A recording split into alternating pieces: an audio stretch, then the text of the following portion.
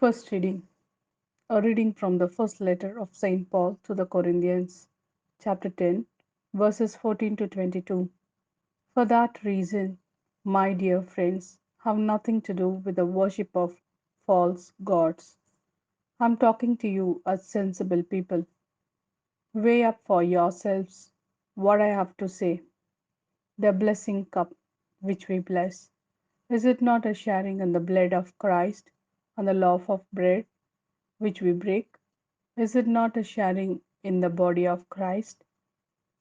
And as there is one loaf, so we, although there are many of us, are one single body, for we all share in the one loaf.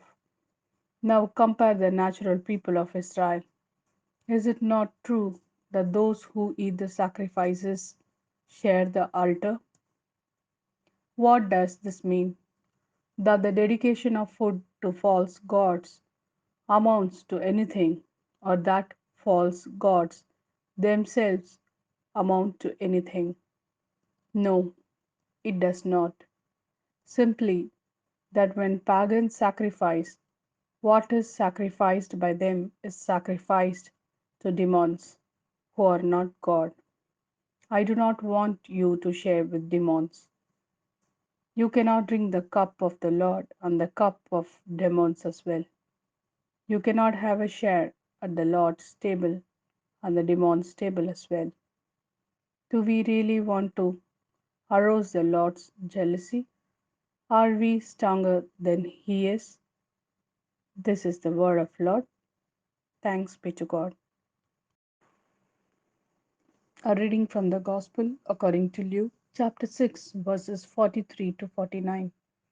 There is no sound tree that produces rotten fruit, nor again a rotten tree that produces sound fruit. Every tree can be told by its own fruit.